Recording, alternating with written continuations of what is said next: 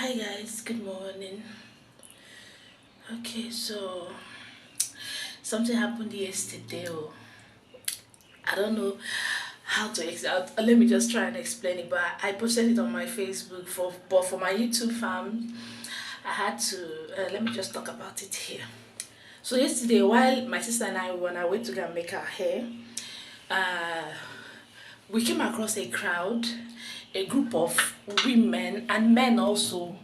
They let me keep the camera here. So we came across a group of people. They all gathered one place with this small boy in between, and everybody was like shouting, screaming. So immediately I saw that crowd, I told the keke driver that was driving us, it was actually drop. I told the keke driver to stop, stop, stop, stop. The first thing that came to my mind was, I thought maybe the boy must have stolen something. I'm really sorry about that though. I really thought the boy must have stolen something and maybe they are beating him because of it. And this boy has bruises all over his body and he wasn't wearing his shirt. So when I saw that thing, I told the keke driver, stop, stop, stop, stop. The keke driver stopped.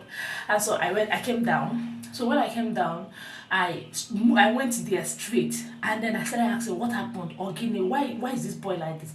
Then when I looked at the boy, I noticed that some of the bruises he has on his body are old bruises that are yet to heal. The ones that have healed and left a huge mark on his body. I'll attach the video in some part of this video clip, some clip of it here so that you can see. So immediately I saw him, I was like, what happened to this boy? So the women there, they were like, is his auntie, is his auntie that did this to him, is his auntie that did this to him. So he auntie kwa, and I asked the boy, what happened to you? He said it's his auntie that flogged him. If you see this boy's skin, some of part of his skin was even peeling off.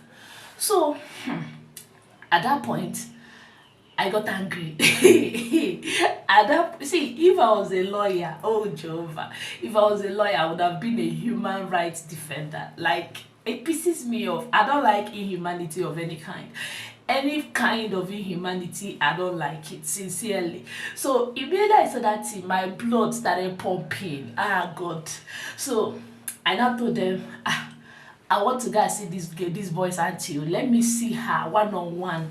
Let her tell me, it was like, how come? Why is this boy in this condition? What did this boy do to deserve this level of beating? So the boy was so scared. The boy said no, that if he goes back home with me or with any other person, that the auntie will finish him up, that the auntie will say that he went out and he's telling people about her. I said, Guinea, I told the boy, look at me, your auntie will not do you anything. So long as I am involved at this point, your auntie will not do you any fucking thing. So forget that I'm laughing though.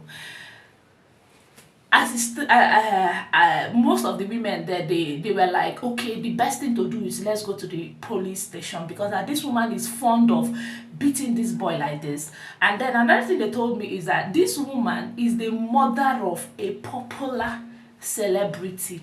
Like, if I am to attach his name on this video now, this video will blow, but I'm not going to do that because of his career. I don't want to do that, okay? Unless it's not coming from other people, because other people were recording, not me. I did record, but I'm not going to post the part that involves him. I'll not mention his name. So we took the boy to the police station. My sister and two other men, we went to the police station because they were saying, if we go to the woman, it doesn't make any sense because we'll still leave the boy with her after everything, which wouldn't change anything though. So that the best thing to do was to go to the police station. That way they will put some fear in her, and even if the boy stays with her, she will never do that again. But for me, inside my heart, I knew that as far as I'm involved in this thing, that boy has to go back to his parents. So when we got to the police station, immediately the police people saw this boy. They didn't even need us to tell them anything. They were like, what happened to this boy? We now told them that it's not also, because if you see this boy, some part of his head Ishia free, like some part of his head is zaraza. You get, his head is swollen, for those that don't understand Igbo. So we now took the boy to the station. So when they saw the boy, immediately they saw the boy, they were like, ah, what happened to this boy? We now told them that he's living with somebody that is not the parents, and that is the guardian that did all of this to him. If you see this boy, some part of his skin is peeling. You get? So my people, that was how we now the police people now came with us, and so we went to the boys auntie's house, the guardian's house. So when we got to the guardian's house, and she saw us. By the time we got close to the door, she saw us, so we didn't have to knock. She opened up the door, and she was so nice. Oh, you should come inside. But you can see that she was shivering, she was scared. So the boy himself was so scared, so even the police people assured him that nothing would happen to him again, and the two men also. So but because the two men, one of the men that came with us to the station knew the woman one on one, but he said that he doesn't want the woman to know that he's involved. One, because that he's kind of related to him and related to her, so he wouldn't want her to know. But that this thing that she's been doing it for so long, and that he's been getting reports, so that he has to stand up because he also have children. So when we got to the woman's house, it was now my sister and the two policemen and myself. So when we got to the police station, we opened when we got to the woman's apartment, she opened up the door and we went inside. If you see this beautiful woman, so fair and beautiful, that there are some people you see like this and you think they will never be able to hurt a fly, but this woman, as beautiful as she is, oh my god, her inside is very, very far from like she's a terrible person, sincerely. So when we got inside her apartment, she was like, oh, how may I help you? She looked at the boy. She immediately knew why we were here. So she was so nice, and we should see that. The policeman told her that this is not a sitting down matter. Madam, what happened to this boy? She was shivering. She couldn't say anything. Madam, I recorded that part. I'll still attach it, but I don't want to show her face, please. Okay, you should please respect that part. I don't want to show her face. So the boy, so she said, she didn't even say anything reasonable. So the police people were like, look at how beautiful you are. Who in this world would have thought that you do this kind of thing to this child? Look at how this boy's child is. This boy is swollen. If you see his face, you have seen it already now. So at that point, the police people said, anyway, no time for long talk, that she's coming with us to the police station. So then she came out, locked up, and then the policemen were with the boy, so they were moving forward, and then I was coming with the woman. I also have a clip of it. So she was now telling my sister that we should have mercy on her, that we should please help her. To be sincere with you, I told her that at this point my hands are tied. Okay, this decision was a unanimous decision. It wasn't just my sister and I. And look at the gravity of what you did to this boy. Like, you, who on earth? Like, this boy already has bruises even on his private part, and you still have the mind to still beat him more, and this boy is so scared of you. Like, I live with someone that is not my child. Okay, one of my children is not really mine biologically, and like if I tell you, you will know. You get? If I tell you, that's when you will know. If I not tell you, you will not know. Okay, most of the things I do for my children, I also do for her. Okay, there are times I scold her, but sometimes even like sometimes I'll scold her, maybe because I'm so angry with her. Then later I'll call her back and I'll be like, I'm so sorry. But then I'll never leave any mark on her skin, on her body. Like, that's if I flog her the way I flog my children. I scold her the way I scold I even scold my children more than her. Okay, because sometimes she will do something. If I want to scold her, I'll be like, her mommy and daddy is not here now. If I scold her like this now, she'll feel like maybe because I'm not her mother. I'll just withhold myself. I'll just hold myself back. You know, and it is normal for children around that boy's age, 10 years old, to be very, very stubborn. Like my son, sometimes there are things he does that I'll be like, what's your problem, this boy? I'll just put him in prayers. You get? So like, I just don't understand. I just don't understand how, if you're living with a child and that child is beyond your reach, you can't train this boy, or maybe this child is being too disobedient. Bolare and Nea, take the child back to the parents. You don't have to abuse this child. Okay, you don't have to abuse these children. It's terrible. It doesn't tell well. It brings ill luck. You get? So when we got to the police station, the police people started asking the woman questions, and the woman was like, oh, that she's so sorry, that she'll never do that again, that she swear that she'll never do that again, that they should please pardon her, how much, any amount that she will pay. So me, I'm not involved, like, her money is not my problem. Whatever, she's not even my problem.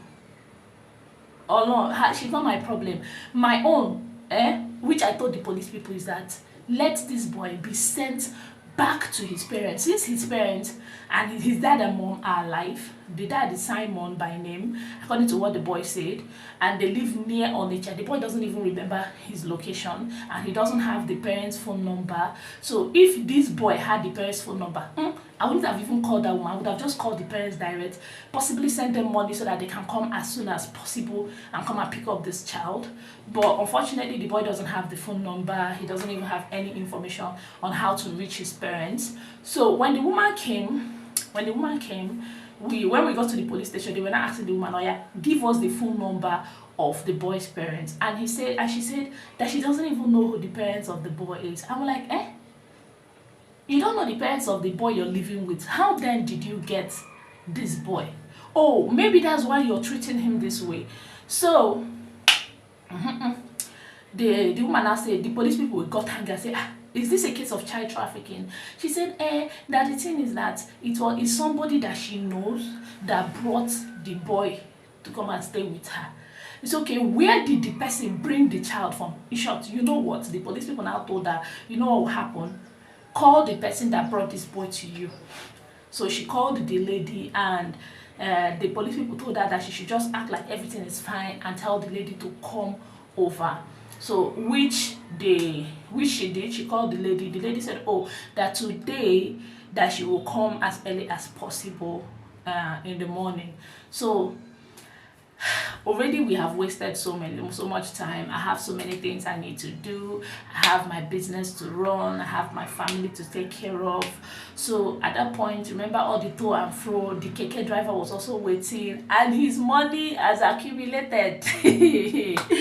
So anyways, so at that point, the police people assured us that the boy will not be going with her, and that the woman will have to provide the person that brought the boy. That is the only way we'll be able to find the parents of the boy and then return him back to his parents, because the boy said that that is all he wants.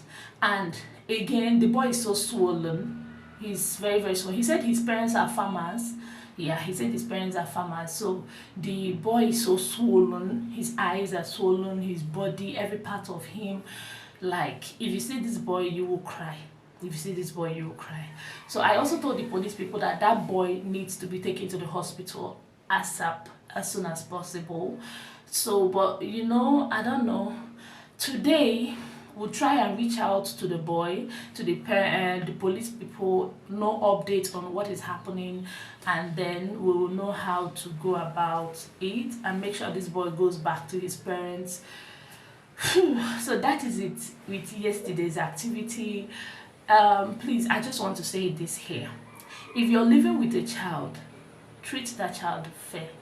Be good to those children, because you do not know what will happen tomorrow. And then for you parents, I can also understand that because of the financial situation of the country, some people are not really that fortunate and they have so many children. So you decide, okay, let me hand my child to another guardian to at least take care of him, pay his school fees, and then so that the burden will be a little bit less on you. Yes, I can understand that. But please, while you do that, once in a while, in a year at least go 2 times. In a year at least go 2 times and check on your child. Unless you sold the child now, which is child trafficking, and if you're caught, police will arrest you. So if you give out your child to live with someone, please, once in a while, go and check up on your child. It doesn't cost anything. But that you give out your child and you just forget the child, it's not fair. Imagine your child not seeing you, not seeing his dad for how long? That's terrible. How do you people even survive doing that?